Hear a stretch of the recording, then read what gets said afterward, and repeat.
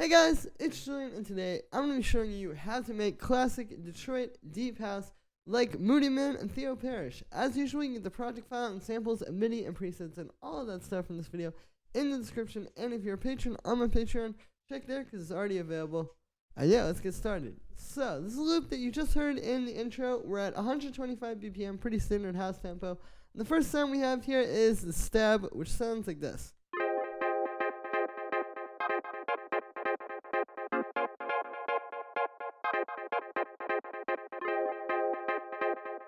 So this is the MIDI it's playing. Basically, it's just playing these sort of like bouncy chords. You can hear it's very much about like the rhythm and how all that is happening. You can see the chords that this is playing here are just major and minor ninth chords. So what we have is here is with all of these chords, we have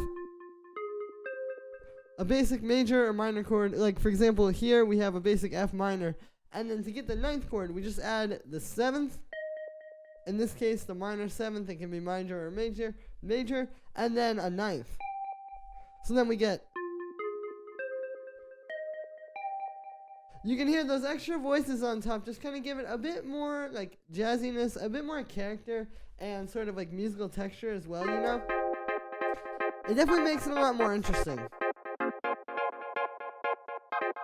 And yeah, the chord progression here is really simple. It just basically follows, I can show you like the bass line. It basically just goes F, and then A sharp for that one bar, and then it goes back to F. It's not that complicated.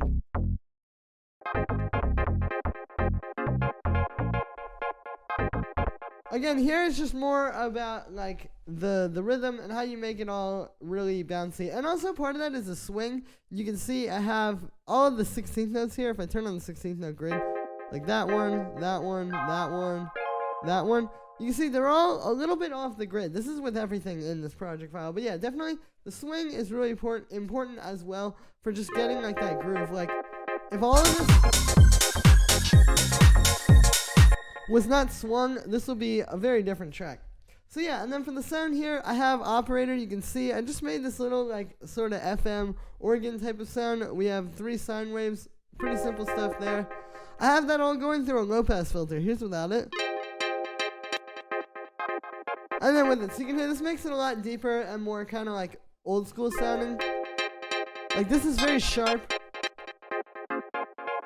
but this has that kind of deeper sound to it.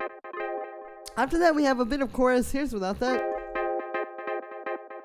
And then with it, you can hear this really helps. It spreads the sound out a little bit, but it also just kind of gives it more texture. Like this on its own just sounds very dry,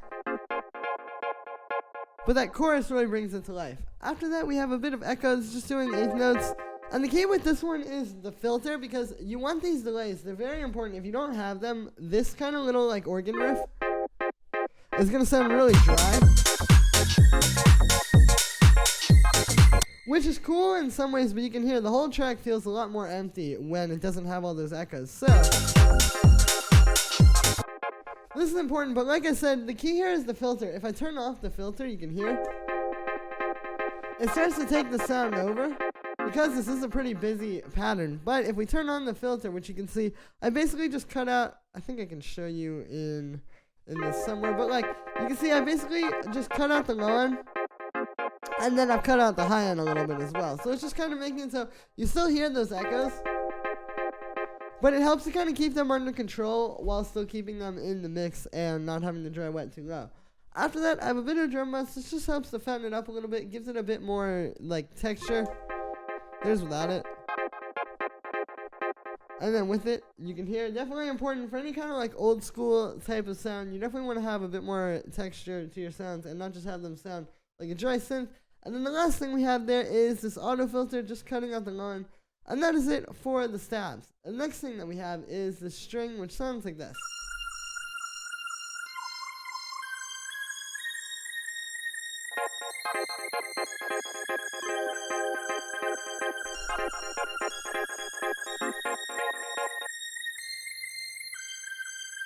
So you can hear this is basically just playing this sort of counter melody. You can see it's kind of following like the chord progression, like it's just moving with the chord progression. You know, it's kind of like walking up there at that one point. And then once we get to that last bar where the chord progression is kind of like, you know, transitioning back into the next part, we have that super high note. So this is just really helping to add that sort of extra ear candy kind of layer. If I turn this off, it still works, but it definitely feels like something's missing. Like, it feels like we're listening to like one part in the track where they got rid of the string. Like, I really feel like something like this helps a lot. Even though this is a very busy track, you can hear this is just helping to like communicate what we're trying to communicate musically here. And just push the track forward like this. So here's the melody. Like I said, it's not that complicated. It's all just stuff in F minor. Like, we have F, C, G, G sharp, A sharp, another C.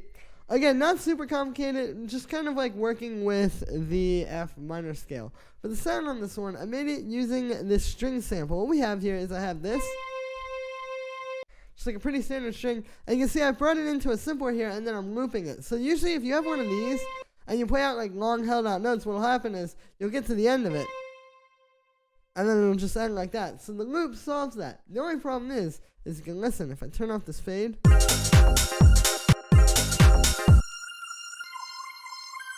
you can hear that loop resetting really obviously. So the secret to solving that problem is the fade here. What I've done is basically you have to turn up the start and this length. Like, if I turn off the fade, I'll turn those up all the way.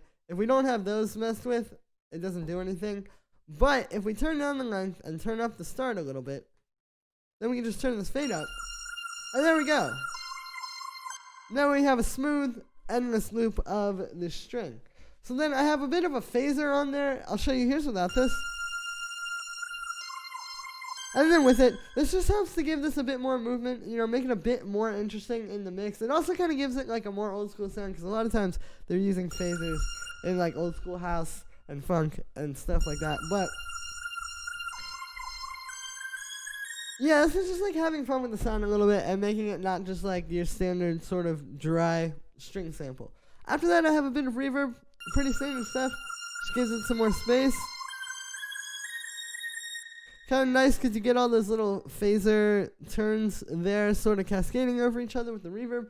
And the last thing we have on there is an EQ8, because even though this is a very bright sound, there's still some low end in it that we wanted to cut out. So yeah, that is it for the string. Next thing we have here is the bass, which sounds like this.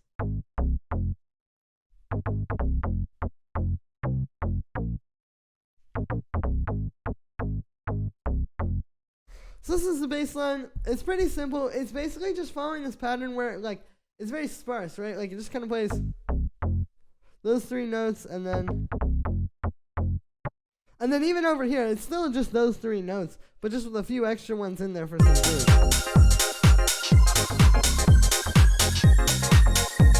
But yeah, so this is kind of the move with a lot of these types of tracks. I find they'll have just like a very kind of soft, simple bass line like this. It's really the best way to do it, because what happens is you're getting the groove of this,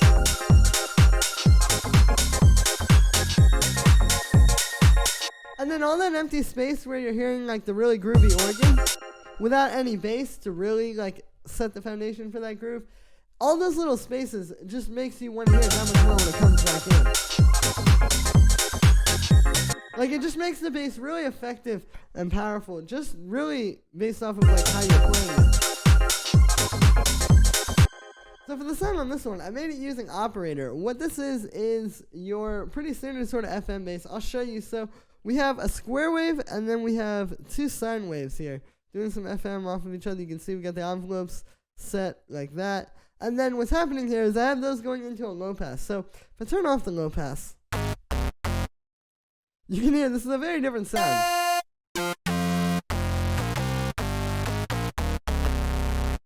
So this is kind of the idea here. We're making a very harmonically rich sound like this. And then we're doing what is technically called subtractive synthesis. We're subtracting harmonics off the top of that with this low pass filter. But if you listen, we still have a ton of really nice fat bass down there. So if we take this low pass, there you go. You get this super fat, kind of like deep house bass. And what I've done here is I've got an envelope on here, so the envelope's pretty important. You definitely don't want to just have it like, yeah, you want to have that pluck to it. But yeah, so after that, we just have a bit of chorus. This is pretty subtle. You can see I got the dry wet down at 37%. It's not like super in your face. It's just adding a little bit more kind of oomph to the sound, fattening it up a little. After that, I have a bit of Saturator. This is doing the same thing, just fattening the sound up. Here's without it.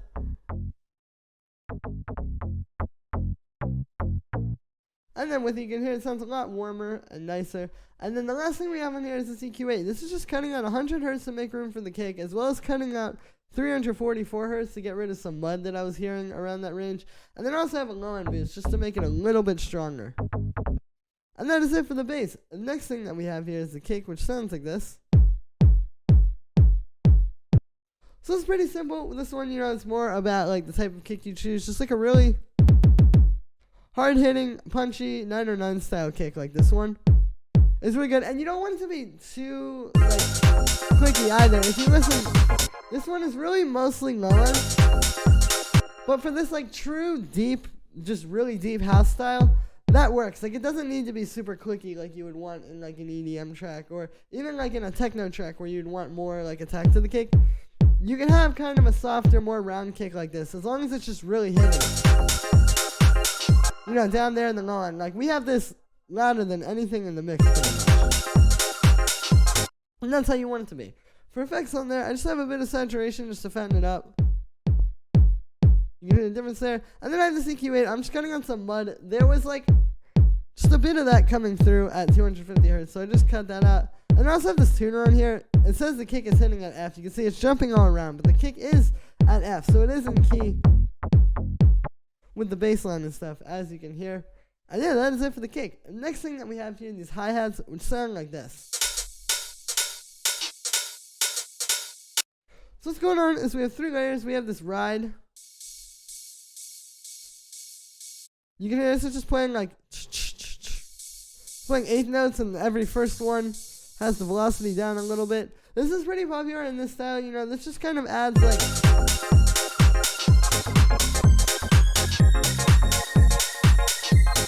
some nice, just really bright high end. You can hear like it's one of those things where when you're hearing it, you may not even hear it right away when you're hearing like this whole full drop like this. But as soon as I turn it off, you notice. Like again, here's with it.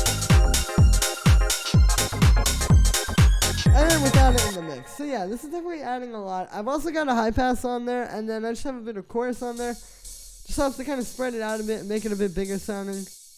And the next thing we have here is the open hi-hat, which sounds like this. So this one, again, really simple. Just like your standard sort of house open hi-hat. With this one, it's just about mixing. Like, it's kind of like with the kick. You just really want to make sure it's at the top of the mix and really sitting on top of everything. And like, yeah, and then the last hi-hat we have here is this closed hi-hat, which sounds like this.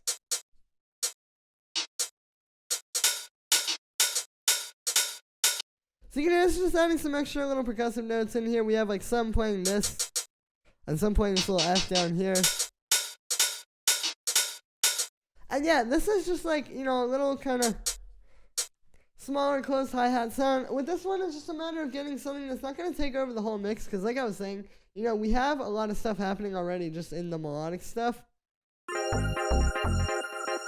So we don't want to go too crazy with the drums. That's why I chose a little closed hi-hat sound, but yeah, you can hear that's just adding a little bit more groove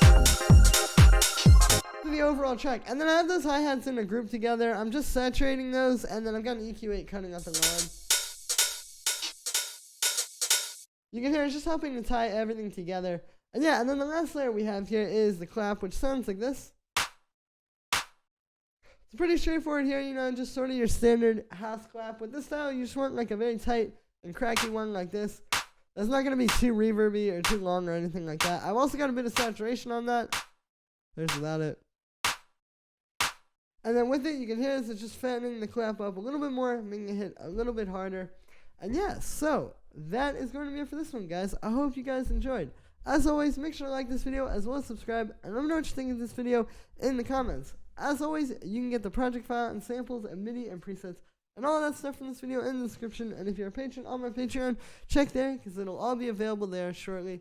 Thank you so much, guys, and I will see you tomorrow with another video.